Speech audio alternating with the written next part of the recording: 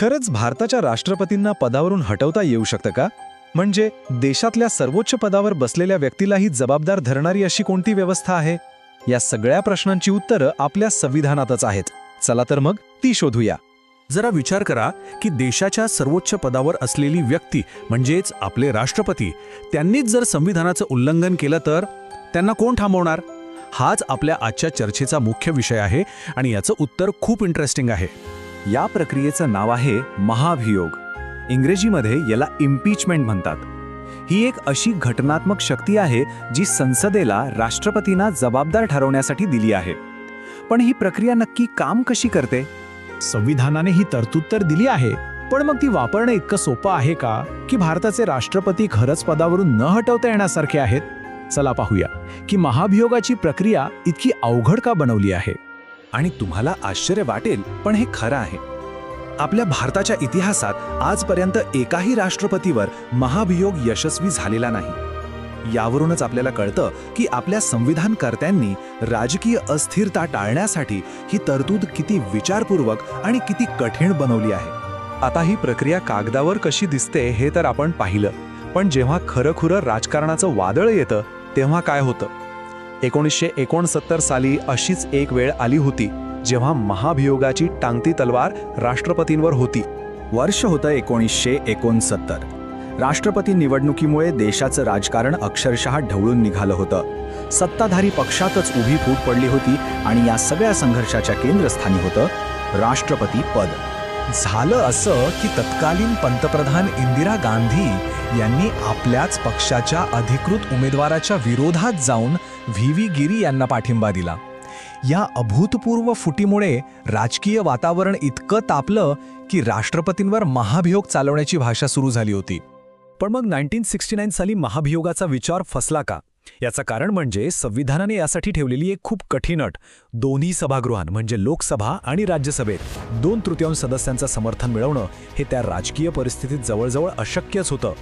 आता भारतात ही प्रक्रिया इतकी दुर्मिळ का आहे हे अजून चांगलं समजून घेण्यासाठी आपण एक छोटीशी तुलना करूया अमेरिकेशी, जिथे महाभियोगाची प्रक्रिया अनेकदा चर्चेत राहिली आहे.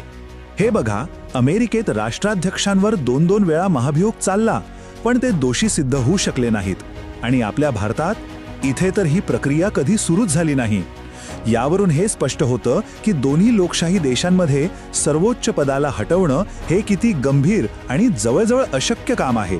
महाभियोगाची प्रक्रिया इतकी कठीण का आहे हे समजून घेण्यासाठी आपल्याला जरा राष्ट्रपती पदाच्या संवैधानिक नियमावलीकडे बघावं लागेल. संविधानाचे नेमके कोणते नियम या पदाला इतकं संरक्षण देतात? सगळ्यात आधी संविधानाच्या कलम 56 नुसार राष्ट्रपतींचा कार्यकाळ हा 5 वर्षांसाठी निश्चित केलेला आहे. हे देशाच्या सर्वोच्च पदाला एक प्रकारचं स्थैर्य देतं आणि जोपर्यंत नवीन राष्ट्रपती पद स्वीकारत नाहीत तोपर्यंत ते पदावर कायम राहतात.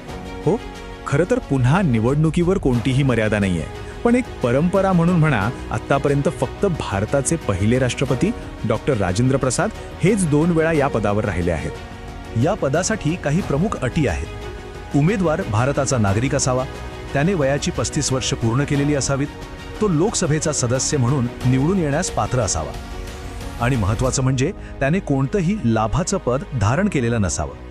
या अटी पदाची प्रतिष्ठा आणि जबाबदारी दाखवतात. राष्ट्रपती पदाची शपथ ही केवळ एक औपचारिकता नाही, ते संविधानाचे जतन, संरक्षण आणि रक्षण करण्याचं वचन देतात. आणि हेच वचन आहे जे महाभियोगाचा मुख्य आधार ठरतं. जर त्यांनी हे वचन मोडलं तरच संसदेला कारवाई करण्याचा अधिकार मिळतो. तर मग जर राष्ट्रपतींनी संविधानाचं उल्लंघन केलंच तर त्यांना हटवण्याची प्रक्रिया नेमकी कशी आहे? हा काही सोपा मार्ग नाही. जणू काही एक चक्रव्यूहच आहे ज्याचं प्रत्येक पाऊल अत्यंत काळजीपूर्वक टाकावं लागतं. चला या प्रक्रियेचे टप्पे पाहूया. ही प्रक्रिया 4 मुख्य टप्प्यांमध्ये विभागलेली आहे. सगळ्यात आधी कोणत्याही एका सभागृहात म्हणजे लोकसभा किंवा राज्यसभेत आरोपपत्र सादर केलं जातं, ज्यावर किमान 1/4 सदस्यांच्या सह्या लागतात. मग ते सभागृह 2/3 बहुमताने तो ठराव पास करतं. त्यानंतर दुसरं सभागृह त्या आरोपांची चौकशी करतं आणि जर त्या सभागृहानेही 2/3 बहुमताने ठराव मंजूर केला तरच राष्ट्रपतींना पदावरून दूर केलं जातं. आणि हे प्रचंड बहुमत मिळवणं हेच यातलं सर्वात मोठं आव्हान आहे. हा यातला सगळ्यात महत्त्वाचा मुद्दा आहे. महाभियोग म्हणजे काही राजकीय सुडाचं हत्यार नाहीये. त्याचा वापर फक्त आणि फक्त तेव्हाच केला जाऊ शकतो जेव्हा राष्ट्रपतींनी संविधानाचं उल्लंघन केल्याचं सिद्ध होतं. बरं, तर मग ह्या सगळ्या चर्चेतून आपल्याला काय लक्षात ठेवायचं आहे? राष्ट्रपती पदाचं आणि आपल्या लोकशाहीचं संरक्षण करणारे महत्त्वाचे मुद्दे कोणते आहेत? चटकन आठवून घेऊया. 5 वर्षांचा कार्यकाळ, वयाची 35 वर्षांची अट, संविधानाच्या रक्षणाची शपथ आणि सर्वात महत्त्वाचं म्हणजे महाभियोगासाठी दोन्ही सभागृहांमध्ये 2/3 बहुमताची अट. हेच आकडे आणि नियम राष्ट्रपती पदाला संरक्षण देतात. म्हणजे बघा, महाभियोगाची प्रक्रिया खूप कठीण असली तरी ती एका खूप मोठ्या लोकशाही तत्वाला अधोरेखित करते, आणि ते म्हणजे कायद्याचं राज्य. पद कितीही मोठं असलं तरी ते कायद्याच्या वर नाही. थोडक्यात सांगायचं तर महाभियोग हे केवळ राष्ट्रपतींना पदावरून हटवण्याचं एक साधन नाहीये, तर ते आपल्या संविधानाच्या संरक्षणासाठी असलेलं लोकशाहीचं अंतिम आणि सर्वात शक्तिशाली शस्त्र आहे.